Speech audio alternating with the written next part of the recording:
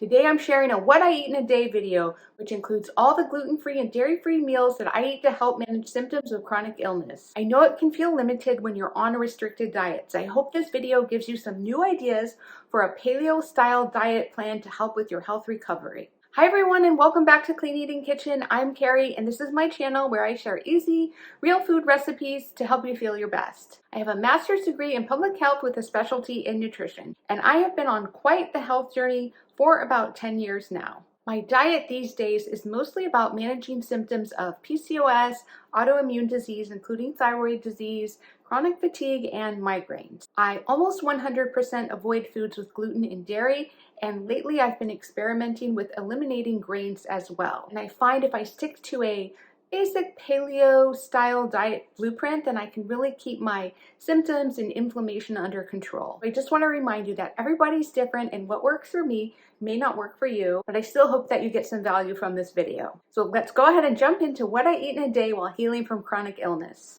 I start most mornings by making a green smoothie for my husband and myself. And I had a big bunch of kale that I ended up washing for this smoothie. And then I like to steam my leafy greens before I put them into my smoothies because I find that they're easier to digest after I steam the greens. And green smoothies are such a great way to get in your daily input of dark leafy greens. And as the base of the smoothie, I'm also going to use some hemp hearts as the healthy fat and some fresh mint leaves, which I find adds some really nice flavor. And then as the liquid base, I'm going to use just some 100% carrot juice and as well as a little bit of pomegranate juice and this immunity blend, which has ginger in it, and then some coconut water to finish off the liquid portion of the smoothie. And then I add about 2 cups of frozen sweet cherries. They add such nice flavor. And then some frozen sweet mango, which also adds a lot of creaminess. Then I like to add a bunch of extras, including ground cinnamon, and then I add this vitamin C powder, which can help with immunity and just boosting overall health. I love adding like a chocolate flavor to my smoothies, which also helps cover the green color. And then for a little bit of extra sweetness, I like to add some blackstrap molasses, which also is a nice source of plant-based iron. And then of course we need to add some protein powder to the smoothies.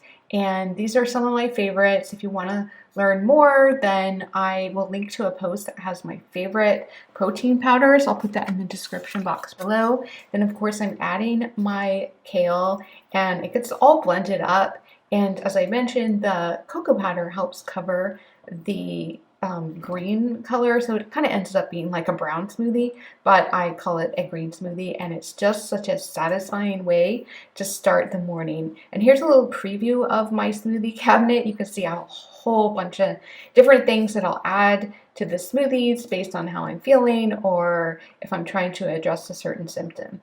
And then I follow up my smoothie with my supplements, and you can let me know if you want to learn more. And then I have been skipping coffee lately and trying this, I guess you would call it like an herbal coffee. And I think it tastes really good. It's comforting to have a warm beverage after breakfast, and I kind of sit down and like read the news and catch up on social media and stuff.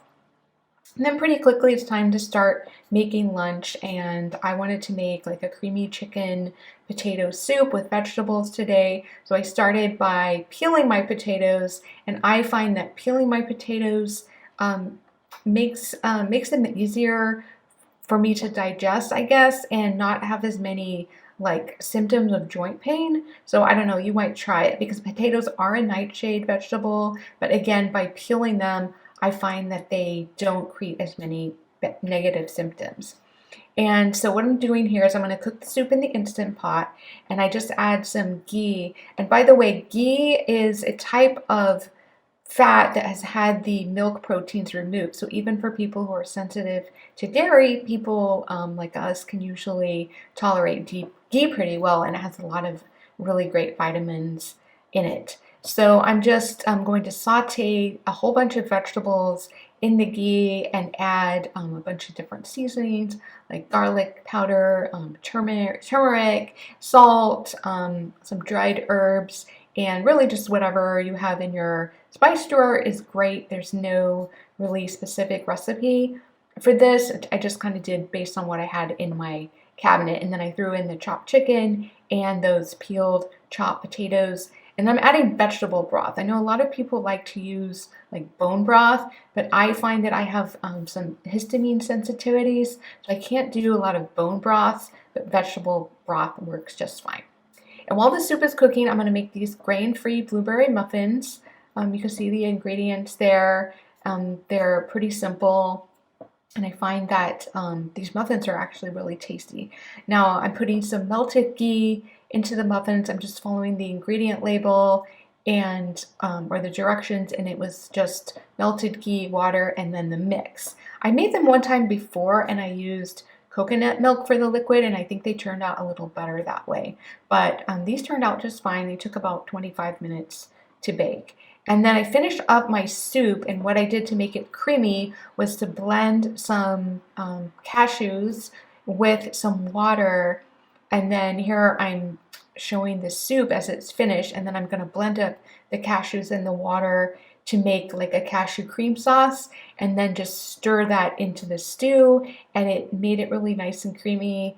And then I did use my hand immersion blender to blend it up just to get kind of rid of that chunky texture and make it a lot smoother. And this ended up being a really nice comforting soup on a cold day, and I had plenty for leftovers. I think this made about 6 or 7 servings, so it ended up freezing about half of it. And then while my soup was cooling a little bit, I just pulled the muffins out of the muffin tray, and I enjoyed these actually for a few days. And you can see I have so many dirty dishes just from making my lunch. But it was worth it because, of course, home-cooked meals where you have control over the ingredients are just worth it.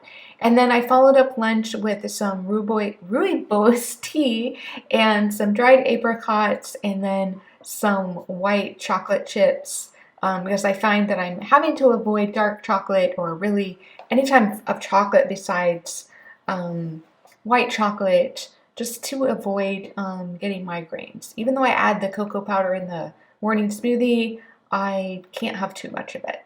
And now I'm starting my dinner prep, and I'm making a homemade salad dressing. Really simple. I just use some garlic, some Dijon mustard, salt, olive oil, and balsamic vinegar. That is it. And then it is a really tasty dressing. Oh, I actually added some honey as well.